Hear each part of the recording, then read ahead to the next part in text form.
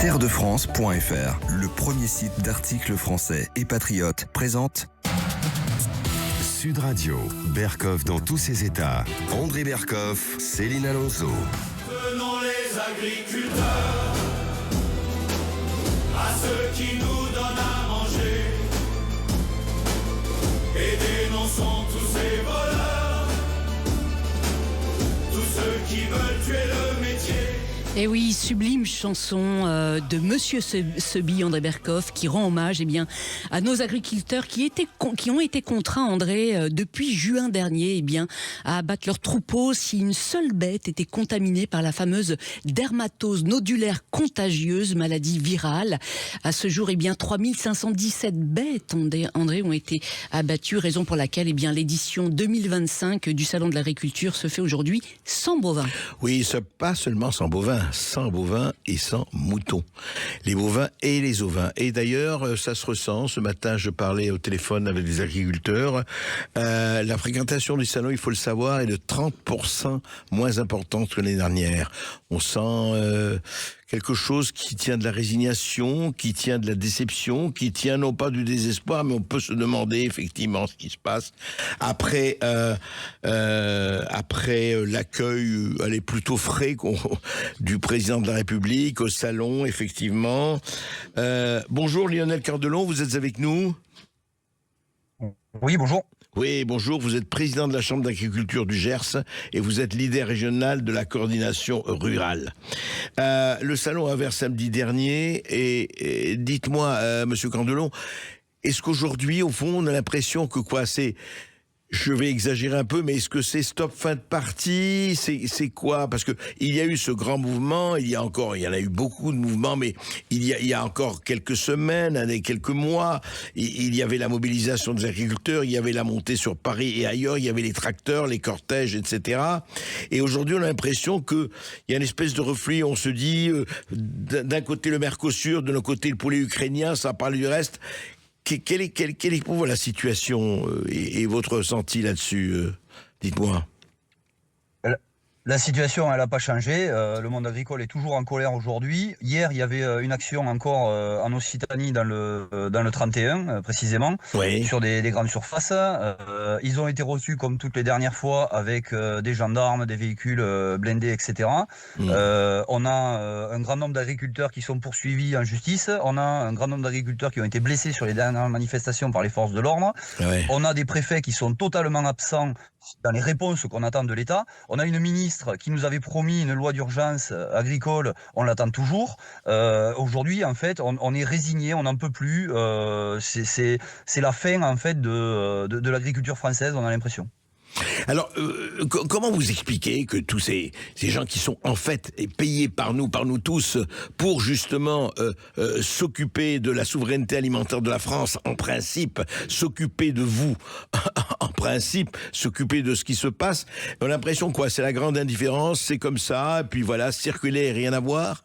C'est quoi? C'est cette espèce de distance en disant mais écoutez, voilà, on fait ce qu'on peut, ou alors quand on fait, on vous arrête, ou on vous envoie la police ou les gendarmes ou autre. C'est quoi cette espèce de divorce, de dissociation, de sécession, je dirais, entre le pouvoir et vous, notamment, et il n'y a pas que vous, hélas.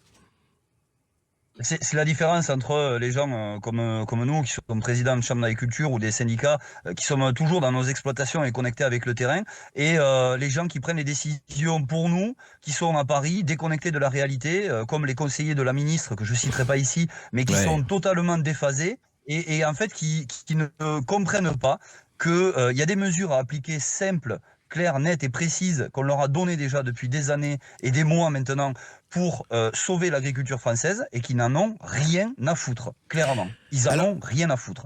Aujourd'hui, c'est le bal des faux culs au salon de l'agriculture. Il y a des politiques qui viennent, c'est les mêmes politiques qui sont à l'Assemblée nationale et qui ne font rien pour l'agriculture française. Mais pourtant, c'est vous qui les élisez. Il y a énormément de députés des zones rurales, des zones qu'on appelle les zones rurales. Et ceux-là, ils devraient, en principe et en priorité, s'occuper justement de ce qui se passe. Et ils font rien. Mais vous en avez qui bossent. Moi, j'ai le député David Topia qui bosse énormément à l'Assemblée nationale. Oui. Mais le problème, c'est qu'au niveau du poids politique, il est non représentatif. Il y a très peu de choses qu'il donne à l'Assemblée nationale qui passent. Et aujourd'hui, malheureusement, on n'écoute pas ces députés qui sont connectés avec le terrain par rapport à d'autres qui restent à Paris trop souvent. Ouais, c'est ça le problème. Alors justement, si eux ne vous écoutent pas, mais nous, peut-être on peut pas faire grand-chose, mais on peut peut-être faire, on vous écoute. Quelles sont, à votre avis, justement, quelles sont les mesures, vous dites il y a des mesures simples qu'ils pourraient prendre et qui ne prennent pas. Quelles sont ces mesures ? Vous avez la mesure qu'on demande depuis le 8 décembre, c'est l'arrêt de l'abattage total des bovins. Aujourd'hui, nos éleveurs ont fait le sacrifice au plan économique de vacciner une large zone de barrières sanitaires dans le sud-ouest. Oui. Donc, tout le Grand Sud est vacciné. On a fait les efforts. Et économiquement, c'est les éleveurs qui en payent le prix fort. Mais aujourd'hui, on n'a toujours pas agi sur les règles d'exportation vers l'Espagne et vers l'Italie. On n'a toujours pas assoupli les zones de la vaccinale numéro 1 et de la zone vaccinale numéro 2 pour pouvoir faire des mouvements d'animaux. Et on n'est toujours pas revenu sur l'abattage total des cheptels. Ce qui veut dire qu'aujourd'hui, jamais il y a une vache qui n'a pas réagi à la vaccination dans un des troupeaux du sud-ouest et qui montre la maladie, tout le troupeau sera abattu alors qu'il est vacciné. Alors attendez, à un moment donné, on ne peut plus imposer par la force des choses qui sont lunaires aux agriculteurs.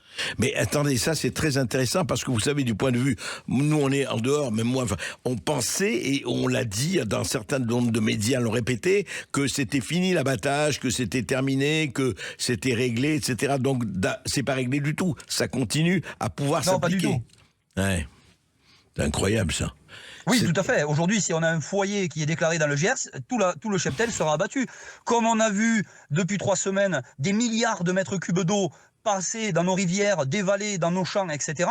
Et on n'en a pas retenu la quantité suffisante qu'il nous faudra pour pouvoir contrer une sécheresse éventuellement en 2026. Alors que ça fait 40 ans qu'on dit qu'il faut faire des nouvelles retenues collinaires multi-usages. Ça, c'est toujours pareil. On a 40 ans de Ouais. retard sur les prises de décision qu'on doit prendre pour l'agriculture française. Vous voulez dire Surtout- qu'il n'y a aujourd'hui aucune retenue d'eau qui a été faite? Ils n'ont pas les moyens, ou ils n'ont pas l'équipement, ou ils n'ont pas les 2003, infrastructures. aucune retenue supplémentaire multi-usage n'a été faite dans le Gers. Ouais, c'est quand même... Oui, c'est ça qui est extraordinaire, c'est qu'on dit on fait, et on a l'impression que rien... Et alors dites-moi, pour vous, qu'est-ce qui reste à faire? Que peuvent faire, quelle est la marge de manœuvre aujourd'hui du monde agricole? Est-ce qu'il y a une marge de manœuvre? Est-ce qu'il y a, parce que je vous dis ça parce que beaucoup de gens disent oui, mais vous comprenez, il faut faire la différence entre les gros céréaliers et les petits, etc., etc. Est-ce que c'est ça le problème, ou le problème c'est une action beaucoup plus catégorique? Dites-nous. Le problème, c'est qu'aujourd'hui, on a fait une différenciation entre les agriculteurs du nord de la Loire et du sud de la Loire. Au sud de la Loire, on n'arrive plus à vivre de l'agriculture. On subit tous les aléas climatiques les uns après les autres sans pouvoir lutter financièrement contre ces aléas climatiques. Nous avons une ministre qui pourrait prendre des décrets ministériels en application immédiate, qui ne le fait pas, qui nous reporte toujours avec des prises de décision, alors que ça soit elle ou ses prédécesseurs. On va faire une loi d'urgence, on va faire une loi d'orientation agricole, on va faire ceci, on va faire cela, mais au final, on ne fait jamais rien. Et quand il y a quelque chose qui arrive, c'est tellement détricoté par l'Assemblée nationale, le Sénat, etc., que de toute façon, il n'y a plus rien dans la loi pour nous permettre de vivre de notre métier. Aujourd'hui, nous avons l'agriculture la plus propre au monde et on n'arrive plus à en vivre parce qu'on est mis en concurrence déloyale, que ça soit agro-environnementalement, que ça soit économiquement et socialement, par des pays qui n'en ont rien à foutre de la nature, qui n'en ont rien à foutre de la biodiversité, qui font 3 cultures par an, avec des produits qui sont interdits chez nous depuis 40 ans, et qui continuent à nous envoyer toute la merde qu'ils fabriquent. Que ça soit le Mercosur, l'Australie, l'Inde, l'Asie, j'en passe, c'est des meilleurs. De toute façon, on n'a aucun gouvernement qui a juste la volonté de faire appliquer ce qu'on lui demande d'appliquer. Et ça, c'est au plus haut niveau. Cette mais c'est à tous les non-volonté. niveaux. J'ai vu l'inauguration du salon de l'Occitanie par le préfet de région. Moi, j'ai demandé à mon préfet départemental de venir à la session chambre du 6 mars. Vous savez ce qu'il m'a répondu? J'ai pas le droit parce qu'une circulaire ministérielle interdit au préfet de se montrer dans des foires publiques. Je dis, mais attendez, comment le préfet de région peut aller à l'inauguration du salon à Paris qui est public et que mon préfet départemental ne puisse pas venir à une session de chambre d'agriculture que nous pouvons mettre, et nous lui avons proposé de la mettre à huis clos. Quand même au niveau local, on nous prend pour des demeurés, c'est normal qu'au niveau du gouvernement, on s'assoie sur nos paroles. Oui, c'est quand même assez... Non, c'est terrifiant. C'est terrifiant quand on voit cette espèce d'aveuglement. Oui, je voulais vous demander, le printemps approche. Vous redoutez, j'imagine, une nouvelle épidémie. Qu'est-ce qui risque de se passer ? Ah oui, non, on est terrifié par le printemps. Alors en plus, Olivier Debert, le conseiller d'un ministre, nous a dit vendredi dernier que dans un cas très rare où une vache serait contaminée, elle ne pourrait pas contaminer ses copines. Je suis en pleine réunion, je me suis éclipsé 5 minutes pour vous répondre. J'ai un professeur de l'École nationale vétérinaire de Toulouse qui nous dit que jusqu'à un quart des animaux ne pourraient pas avoir répondu à la vaccination, donc ne sont pas immunisés, plus sans compter tous les bovins, tous les veaux nés d'issues de mères vaccinées, qui au bout de 4 mois ont perdu l'immunité. Donc ce qui veut dire qu'on va se retrouver avec 20 à 30 à 40 à 50% des cheptels qui ne seront plus immunisés d'ici cet été. On n'aura que les mères souches qui seront immunisées partiellement du coup. Et donc oui, on est terrifié à l'idée de faire abattre nos animaux, surtout quand on a encore l'abattage total. Tout à fait. Oui, c'est ce qui est terrifiant dans cette histoire, c'est ça, cette espèce d'abord de déformation, de désinformation à laquelle nous sommes tous, je dirais, atteints et victimes, et surtout, vous l'avez dit, on laisse rentrer alors des gens qui n'observent aucune espèce de norme, aucune espèce de précaution, alors qu'on vous demande à vous de faire des 150 000 normes et d'appliquer 150 000 mesures, et que et ça finirait comment ? Il y a une fin à tout ça, ou ça va durer encore comme ça ? Comment ça pourrait finir ? Comment ça pourrait réagir, Lionel Candelon ? Et ça va finir que c'est l'agroalimentaire, l'agro-industrie qui va racheter nos fermes, nos petites exploitations et nos moyennes exploitations, y compris les grosses. Elles vont leur appartenir en totalité. Ils feront ce qu'on ne veut pas voir qui existe déjà en Espagne et en Italie, où on a des bâtiments de volailles de plus de 2 millions d'animaux. On a des bâtiments de porcs avec 200 000 porcs sur l'exploitation, tout enfermé dans des bâtiments. Vous avez l'abattoir sur place et tout. Et en fait, on va industrialiser notre agriculture qui aujourd'hui respecte et entretient le monde rural et la biodiversité et qui demain le fera disparaître. Tout simplement. Ouais, c'est ça. Et vous savez, il tue la biodiversité au nom de l'environnement et au nom de la biodiversité. Quelle hypocrisie. Merci en tout cas d'avoir été très très clair sur ce qui se passe, Lionel Candelon. Je rappelle que vous êtes président de la Chambre d'agriculture du Gers et leader régional de la coordination rurale.